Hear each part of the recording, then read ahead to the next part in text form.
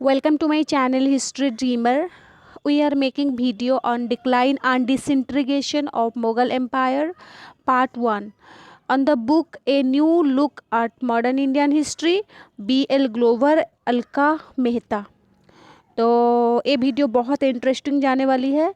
तो before B.L. Glover book तो हम लोग ऑलरेडी R.S. शर्मा के ऊपर 3 वीडियो और J.L. मेहता के ऊपर मिरावल हिस्ट्री का 5 वीडियो अपलोड हो चुकी है। आप जब देखना चाहते हो जाके इस चैनल में आप देख सकते हो और उसको शेयर कर सकते हो, नोट्स भी बना सकते हो। ठीक है, तो फिर आज का वीडियो जो है वो वीडियो है decline and disintegration of Mughal empire के ऊपर, जो कि मॉडर्न इंडियन हिस्ट्री से बिलोंग करता है और इसका सब पॉइंट है लैटर मुगल एम्पायर्स। और ये वीडियो बहुत इंटरेस्टिंग होने वाली है और आपका याद भी रह जाएगा, क्योंकि ये बुक्स पढ़ने के पहले किसको कैसे लगता है पता नहीं। ये तो जब हम लोग के बुक पढ़ते हैं तो टेंशन आ जाती है, इतना सारा कैसे नोट्स बनाए, क्या करें ना करें। तो मैं ऑलरेडी नोट्स बना चुकी हूँ, तो ये नोट्स को हमारे हर एग्ज़ाम के लिए काम देगी। ठीक है, तो देखते हैं हम लोग लेटर मुगल्स में क्या आता है। Bajirao first raid of Delhi in 1737। ठीक है, जो बाजीराव फर्स्ट थे मराठा वाले, तो वो फर्स्ट रेड किए थे दिल्ली को इन 1737 में किए थे। और ये बहुत मतलब जो बोलते हैं ना पूरा समरी, जो पूरा लास्ट स्टेज है नोट्स का, तो पूरा मैं उसको निर्जास निकाल के यहाँ पे डाली हूँ, तो बहुत काम आएगा आपका। तो Bajirao first raid of Delhi in 1737। Then फिर नादिर शाह जो कि वो फिर भारत को आए थे, तो इन्वेजन किए थे। उनका टाइम पीरियड है 1739 में। तो फिर और क्या हुआ था वहाँ पे, एक कब का टाइम है जब मुग़ल एम्पायर का डिसइंटीग्रेशन हो रहा था पूरा। औरंगजेब के डेथ के बाद कैसे प्रॉब्लम था और कैसे लेटर मुगल्स कैसे डील कर रहे थे प्रॉब्लम्स के साथ, और बाहर के कैसे लोग वो आके आक्रमण कर रहे थे भारत को, और उसके साथ मराठास का कंडीशन क्या था। तो भारत का पूरा कंडीशन कैसे था, कैसे ब्रिटिशर्स आके वो खुद का आधिपत्य विस्तार करने लगे, तो वो सब देखना है हमको। तो यहाँ पे नादिर शाह का इन्वेजन जो हुआ 1739 में। फिर देखो triangle struggles in north and south India north India में एक ट्राइंगल स्ट्रगल स्टार्ट हो गया जब तो औरंगजेब के बाद। तो कैसे किस किस के बीच में, मुगल्स के बीच में, अफगान्स के बीच में और मराठा के बीच में। तो अफगान्स जो थे वो अंडर थे अहमद शाह अब्दाली के अंडर में थे, तो उनका लीडरशिप लीड कर रहे थे अहमद शाह अब्दाली। फिर मराठास जो थे वो पेशवा के अंडर में थे। ठीक है, तो फिर अब्दाली डिफीटेड मराठास एट पानीपत 1761 में। तो हमारा फर्स्ट पानीपत हुआ था। क्वेश्चन आएगा एग्ज़ाम में, ये आपके लिए क्वेश्चन रहा, फर्स्ट पानीपत कब हुआ था और किस किस के बीच में हुआ था, और सेकेंड पानीपत किस किस के बीच में हुआ था और कब हुआ था। ठीक है, तो उसके बाद ये है थर्ड पानीपत। तो थर्ड पानीपत हुआ था थर्ड पानीपत हुआ था यहाँ पे 1761 में, अब्दाली और मराठा के बीच में। ठीक है, तो अब्दाली डिफीट किए थे मराठास को। फिर और एक क्या है देखो, English East India Company conquered Assam, Arakan, Tenasserim in 1824 में। तो सिंध को कब किए थे, 1843 में, इसको याद रखना है। पंजाब को तो 1849 में किए थे। लोअर बर्मा को 1852 में कंकर किए थे ईस्ट इंडिया कंपनी वाले। तो फिर वो तो ये पूरा रहा। तो फिर हमको देखना है औरंगजेब के बाद क्या क्या कंडीशन हुआ मुग़ल एम्पायर में, मतलब मुग़ल कंडीशन क्या था, लेटर मुगल्स का कंडीशन क्या था। जब औरंगजेब का डेथ हुआ था वो कब हुआ था, मार्च 1707 में हो गया था at the age of 89। Means मतलब पूरा 90s के टाइम में, अराउंड 90। तो उनका डेथ हुआ जब 1707 में। तो तब क्या हुआ, उनके सॉन थे, कितने थे, 3 सॉन थे। ठीक है, प्रिंस मुआजम थे, मोहम्मद आजम थे और कामबख्श थे। तो ये जो तीनों थे, तो तीनों के बीच में ओबियसली उनके फादर के गुजरने के बाद तो इन लोगों के बीच में फाइटिंग हुआ कि कौन गद्दी में बैठेगा। तो एल्डर सन जो थे प्रिंस मुआजम, तो वो बहुत शक्तिशाली थे, तो उनको वो किल्ड किए, किसे, आजम को किल्ड कर दिए 1707। ये एग्जाम में पड़ता है। 8 जजाऊ 18 जून में, एंड काम बख्श को वो नियर हैदराबाद के पास वो क्या कहना उनको डिफीट किए 13 जनवरी 1709 में। तो ये बहुत बहुत इंपॉर्टेंट है। देखो, एक है 1707, मतलब उनके बाप के टाइम में, उनके फादर का मार्च में हुआ था, इनका टाइम है 8 जजाऊ में हुआ था, तो उनके बाद ही जून में वो उनको डिफीट किए, मार दिए, किल्ड किए। उनका मार्च, अप्रैल, मई, जून, तो जून में यहाँ पे। और फिर और एक जो भाई थे उनका नाम था काम बख्श को भी वो ख़त्म किए कब, 13 जनवरी 1709 में। तो फिर देखो, वही जो मुआज़म थे, मुआज़म आज़म को और काम बख्श को किल किए। तो मुआज़म जो थे, वही मुआज़म का नाम रहा बहादुर शाह फर्स्ट। तो बहादुर शाह फर्स्ट जो रहे, तो आपको याद नहीं रखना कि लास्ट टाइम में जो हमारा था, जब 1857 का रिवोल्ट हुआ था, 57 वो कब है, अभी आया भी नहीं है। तो वो जब फाइटिंग के टाइम में लास्ट जो बहादुर शाह सेकेंड थे, उनका नाम बहादुर शाह जाफ़र भी बोला जाता था, तो वो अलग थे, ये थे बहादुर शाह फर्स्ट, यहाँ पे हैं। तो इनका नाम याद रखना, कभी कभी एग्जाम में पढ़ता है कि बहादुर शाह फर्स्ट कौन, किसे बोला जाता था। और एक इंटरेस्टिंग बात सुनो, इनका नाम मुआजम भी है, बहादुर शाह फर्स्ट भी है, शाह आलम फर्स्ट भी है, शाह आलम फर्स्ट भी इनको बोला जाता है। अच्छा, बहादुर शाह क्रस्ट सिख लीडर बंदा एक सिख लीडर थे, वो बहुत पावरफुल था, तो उसको एक क्रश किए थे बहादुर शाह पावर को आने के बाद। Who had became the terror for the Muslims, जो कि मुस्लिम्स के लिए एक टेरर क्रिएट कर रहा था इन पंजाब में। तो बंदा वाज डिफीटेड एट लोहरगढ़ में उसको डिफीट किया गया। And Mughal forces occupied Sirhind in January 1711। तो 1711 में वो क्या कहना, सिरहिंद को ऑक्यूपाई किए, कौन, मुगल फोर्सेस। फिर Bahadur Shah first was died in 27 February 1712 में। तो 1707 के बाद से लेकर 1712 तक ही उनका टाइम पीरियड रहा, वो सबसे बड़े भी थे। तो उनका मौत के बाद फिर उनके सॉन के बीच में, देखो ऐसे भी उनके भाई को दोनों को मार दिए हैं, फिर उनके सॉन्स जो थे, सॉन्स के अंदर फाइट हुआ, और कौन सा जैसे करनी वैसे भरनी। तो उनके मौत के बाद उनके सॉन्स के अंदर कैसे फाइट हुआ इन 1712 में। Again amongst the 4 sons of Bahadur Shah a war. तो फिर क्या हुआ ना, इन 1712 में again amongst the 4 sons of Bahadur Shah a war succession broke out. तो उनके अंदर एक फाइटिंग हुआ, स्ट्रगल हुआ। तो वो स्ट्रगल क्या था, वो स्ट्रगल किस किस के बीच में था, जहांदर शाह के बीच में, अजीम उस शाह के बीच में, रफ़ी उस शाह के बीच में, और जहान शाह के बीच में। मतलब ये चारों बेटे थे किसके, बहादुर शाह फर्स्ट के। तो Jahandar Shah came with victorious with the help of Zulfikar Khan. तो जुल्फ़िकर खान, तो ऐसा एग्जाम में आता है कि जहांदर शाह कैसे विक्टोरियस हुए थे, उनको किसका सपोर्ट मिला था। तो एक ईरानी पार्टी का एक लीडर थे जिनका नाम था जुल्फ़िकर खान, वो जुल्फ़िकर खान ही उनको सपोर्ट किए थे बोल के। तो जहांदर शाह उनके पावर को आए। तो देन फिर क्या हुआ ना, जहांदर शाह जब पावर को आए, मार्च 1712 से लेके फरवरी 1713 तक ही वो रह पाए, क्योंकि Zulfiqar Khan became his prime minister उनको बना लिए, जुल्फ़िकर खान को प्राइम मिनिस्टर बना लिए। फिर क्या हुआ, तो जहांदर शाह का पोजीशन जो था वाज चैलेंज्ड बाय फारूक सियार के द्वारा चैलेंज होने लगा। तो फारूक सियार कौन थे, जो कि सॉन ऑफ अजीम उस शाह के थे। ठीक है, देखो अजीम उस शाह जो थे, वो जो चार बेटे के बीच में अजीम उस शाह भी एक थे।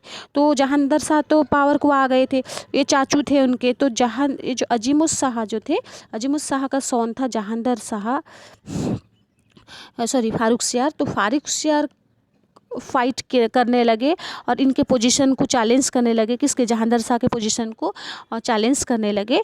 तो वो भी पावर को आ भी गए। कैसे आए ना, वो आए with the support of Syed brothers. 2 brothers से सैयद ब्रदर्स, वो सपोर्ट किए फारूक सियार को अगेंस्ट में जहांदर शाह के, और उनको मार भी दिए, जहांदर शाह को मार भी दिए।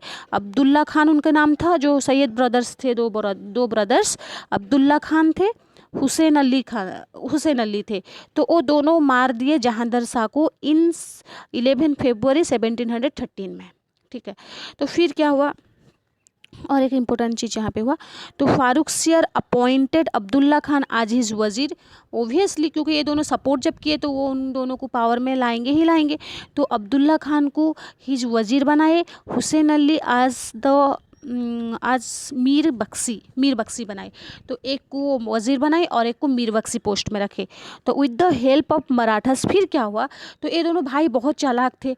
तो ये भी नहीं चाहते थे कि फारुखसियर फिर पावर में आए, क्योंकि जहांदर शाह जो थे, ये जो जहांदर शाह थे, देखो उसके पहले और भी एक, ये तो हिस्ट्री तो बहुत बड़ा मतलब लेंदी कहानी है, तो उसको मैं यहाँ पे नहीं मेंशन की हूँ।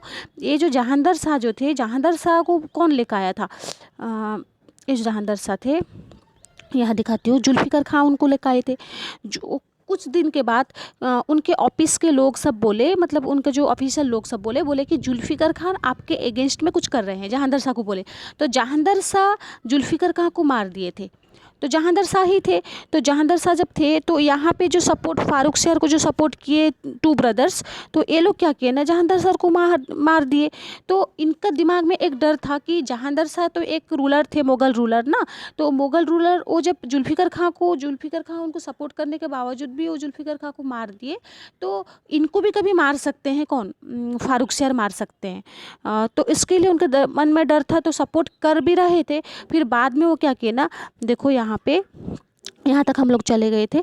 तो with the help of Marathas के सहायता से, तो वो लोग दो भाई क्या किए ना, इसको मार दिए। फारुखसियर जो एम्परर थे उनको भी मार दिए, उनको सपोर्ट किए थे फिर उनको मार दिए। कहाँ पे मारे, 18 अप्रैल इन 1719 में उनको मार दिए।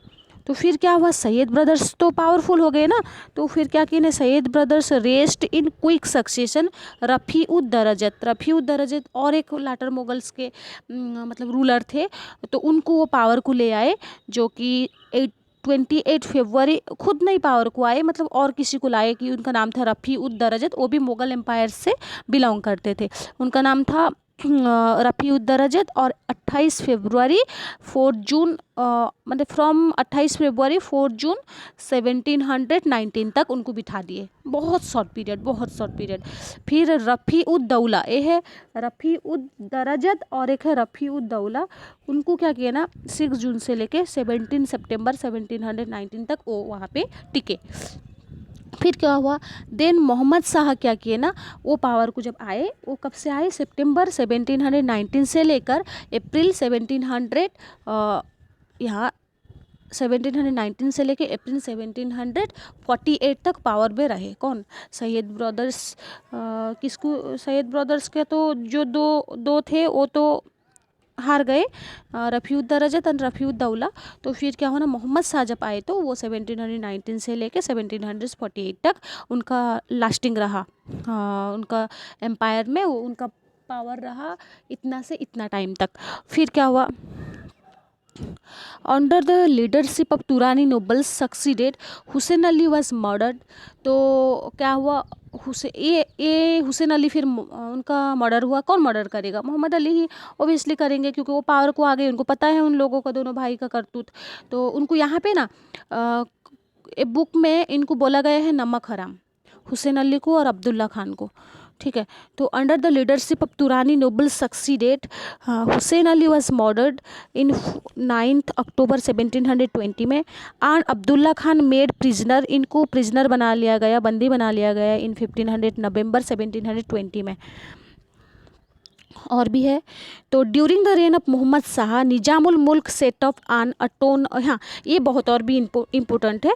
तो set of N autonomous state in Deccan, ऐसा एग्जाम में आता है कि लाटर मुगल्स के टाइम में डेक्कन किसके अंडर में इंडिपेंडेंट घोषणा किया गया था, वो है निजामुल मुल्क है डेक्कन के। सादत खान थे, वो थे अवध के। ठीक है, state carved out A state for himself in Awadh. और थे मुर्शिद कुली खान, ये तो पता है आपको, मुर्शिद कुली खान जो थे वो थे virtually independent in Bengal, Bihar, Orissa, क्योंकि बंगाल, बिहार, उड़ीसा वो एक ही था। बंगाल प्रेसिडेंसी के अंडर बिहार भी था और उड़ीसा भी था। तो उस टाइम में मुर्शिद कुली खान ही पावर में थे। मुर्शिद कुली खान के बाद अलीवर्दी खान, उसका सिराजुद्दौला के बाद तो फाइटिंग हुआ, दो फाइटिंग हुआ, एक है बैटल ऑफ पलासी और एक है बैटल ऑफ बक्सर, ये तो आपको पता है। उसके बाद ब्रिटिशर्स पूरा भारत में आके बंगाल में पूरा उनका राजनीति चलाने लगे, अपना पॉलिटिक्स को पूरा इस्टेब्लिश कर दिए, अपना कॉलोनी को इस्टेब्लिश कर दिए, तो पता है आपको। तो ये बाद में सब कुछ होगा, तो धीरे धीरे सब हो रहा है। तो धीरे धीरे कंडीशन में ये कंडीशन एक पहला है। तो फिर देखो यहाँ पे the Marathas under Bajirao first, यहाँ पे मराठास का भी मतलब पावरफुल होने के लिए वो लोग भी फाइट कर रहे हैं, वो भी मुगल्स को गिराना चाहते हैं। तो ऑलरेडी तो गिर चुका है और भी उन लोगों के अगेंस्ट में ये लोग लगे हुए हैं। कौन है? मराठास अंडर बाजीराव फर्स्ट के under raided Delhi in March 1737 and terrorise the emperor. तो एम्परर के दिल में डर सृष्टि करने के लिए पहला जब मैं पढ़ा रही थी तो 1737 में ऑलरेडी लिख चुकी हूँ वहाँ पे। तो यहाँ पे समझने के लिए आपको पता चलेगा कि 1737 में कौन आया था। तो आए थे मराठास अंडर बाजीराव फर्स्ट के अंडर में आए थे, दिल्ली को आए थे इन 1737 में। तो फिर क्या हुआ, इन 1739 में नादिर शाह भी वो एक थे, वो भी वहाँ से बाहर से वो भी आ गए, इन्वेजन किए भारत को। तो Nadir Shah invaded India and left the Mughal empires prostrate and bleeding. मतलब वो पूरा उसको रक्तात करके चले गए, मतलब जैसे कि वो ब्लीड हो रहा है बट उसको छोड़ गए, मतलब आ गई ब्लीड के टाइम में वो उसको ब्लीडेड कर दिए, ठीक है। तो फिर क्या हुआ, लहू लोहान जो बोलते हैं, ब्लीडिंग मतलब लहू लोहान कर दिए। तो नेक्स्ट मुगल एम्परर्स जो थे मोहम्मद शाह के बाद अहमद शाह थे, वो 1748 से लेके 54 तक रहे। आलमगीर उनके बाद आए, आलमगीर वो 1754 से लेके 59 तक। वो आर टू वीक, वो लोग बहुत वीक थे, तो उन लोगों का ज़्यादा मेंशन मैं नहीं की हूँ। और हमको सिर्फ जानना है कि कैसे उनके लाडर मुगल्स थे, किसके बाद कौन आए, किसके टाइम में क्या हुआ। और भी बुक्स है ऐसा, वो बुक्स में और भी डिटेल्स दिया है। तो हम लोगों को पहले हमारा कंसेप्ट क्लियर करना है, फिर बाद में हम लोग बिपिन चंद्र की बुक को जाएंगे। अभी बिपिन चंद्र की बुक को नहीं जाएंगे, अभी सिर्फ हम लोग BL ग्लोबर पढ़ाएंगे मॉडर्न इंडियन हिस्ट्री का। और RS शर्मा बुक जो है वो बहुत ओल्ड बुक है, और उसके बारे में मैं सोच रही हूँ कि उसको मैं बंद कर दूँगी, क्योंकि उपेंद्र सिंह का बुक से हम लोग कुछ अपलोड करेंगे एंशिएंट इंडियन हिस्ट्री के। और जो रहा मिडावल हिस्ट्री का हम लोग जैसे है जो जेल मेहता हम लोग का भी डिस्कशन करेंगे। फिर बाद में हम लोग सतीश चंद्र के पास जाएंगे, धीरे धीरे सब कुछ होगा। तो हाँ, आप लोगों का सपोर्ट चाहिए। जब आप लोग सपोर्ट करोगे तो मेरा वीडियो कंसिस्टेंटली अपलोड होता रहेगा। तो फिर देखो यहाँ पे Ahmad Shah Abdali from the north west raided India several times. तो सेवरल टाइम्स के लिए इन्वेट किए हैं, जैसे कि 1748 में, 1749 में, 1752 में, 1756 से 57 तक एंड 1759 में। Making bold with every successive invasion, बहुत बहुत पावरफुल इन्वेजन था उनका। वो आते थे, फाइट करते थे, फिर चले जाते थे। फिर बाद में जो लाटर टाइम में वो पूरा आए अहमद शाह अब्दाली और फाइट करके 1761 में मराठास को डिफीट किए, जो कि थर्ड बैटल ऑफ पानीपत बोला जाता है उसको। आपका क्वेश्चन रहा फर्स्ट पानीपत किसके साथ और कब हुआ था, और सेकेंड पानीपत किसके साथ कब हुआ था। फिर एक है the Punjab was lost to Afghans, while Maratha snatched away Malwa and Bundelkhand. तो पंजाब भी अफगान्स को लॉस्ट मतलब चला गया अफगान के अंडर में, और while Maratha snatched away Malwa and Bundelkhand, वो मालवा और बुंदेलखंड मराठा जो थे वो मालवा एंड बुंदेलखंड ले गए। तो शाह आलम सेकेंड जो थे वो 1759 से लेके 1806 तक ही successor were emperors only in name. वो लोग खाली नाम को सिर्फ एम्परर्स रहे, but they were not powerful, they were not competitive with other powerful rulers, ठीक है, बाहर के रूलर्स के साथ। तो इन 1803 में the English occupied and captured Delhi. 1803 में और एक क्या हुआ था, ओडिशा को भी ऑक्यूपाई किए थे, और 1806 में इंग्लिश कैप्चर किए थे दिल्ली को। और एक है यहाँ पे देखो ये लाट है, तो the fiction of Mughal empire was kept off by English till 1858 तक रहा। The fiction of Mughal empire was kept off by the English till 1858 when last of the Mughal emperor Bahadur Shah Zafar was exiled to Rangoon. तो क्या हुआ, जो मुगल एम्पायर तो already disintegrate हो चुका था, डाउनफॉल उसका होते होते जा रहा था, बस नाम को कुछ कुछ राजा थे, तो उसके लिए बोला जाता था। जब 1707 में इसका मौत हो गया, औरंगजेब का मौत हो गया, समझ लो मुगल एम्पायर ऑलरेडी डिसइंटीग्रेट हो चुका था। तो उसके बाद में भी कुछ लाटर मुगल्स थे, तो वो लोग भी ऐसे आते थे, फाइट करते थे, जाते थे, ऐसे कुछ चला था। तो हम लोग अल्टीमेटली हम लोग ये बोल सकते हैं कि 1858 तक मुगल शासन था, जैसा भी हो, टूटा फूटा जो भी हो, लेकिन था। तो कब पूरा ख़त्म कब हुआ, जब जो इंग्लिश ईस्ट इंडिया कंपनी का पावर ब्रिटिश गवर्नमेंट के हाथ को चला गया, तो तब जब फाइटिंग हो गया था हमारा 1857 का महान रिवोल्ट जो बोलते हैं, महान रिवोल्ट जो हो गया था, सिपोही म्यूटिनी से बोलते हैं। सिपोही म्यूटिनी के बाद उनको बोला जाता है कि तब तक मुग़ल शासन रहा। ठीक है, देन हम लोग का वीडियो यहाँ तक का था, और ये जितना नोट्स भी है ये सब लैटर मुगल्स के ऊपर में भी है, और इसको आप याद कर लेना, और ये बहुत फैक्चुअल है और हर एग्ज़ाम के लिए काम देगा। और ये वीडियो मैं होप कर रही हूँ कि ये वीडियो आप लोगों के ग्रेजुएशन के स्टूडेंट्स के लिए, एसएसबी के स्टूडेंट्स के लिए, और जितने सारे नेट जेआरएफ सब एस्पिरेंट्स के लिए ये वीडियो बहुत बेनिफिटेड रहेगा। और जब ये वीडियो अच्छा लगा तो आप कमेंट कर सकते हो और शेयर कर सकते हो आपके फ्रेंड्स के साथ, और मुझे भी ज़्यादा इंस्पिरेशन लगेगा, और मैं भी इंस्पायर्ड फील करके मैं भी और भी वीडियो बनाऊंगी और अपलोड करूंगी, और अच्छे अच्छे बुक्स के ऊपर रिव्यू करूंगी या समरी और नोट्स दूंगी, प्रोवाइड करूंगी। ठीक है, thank you for watching my video.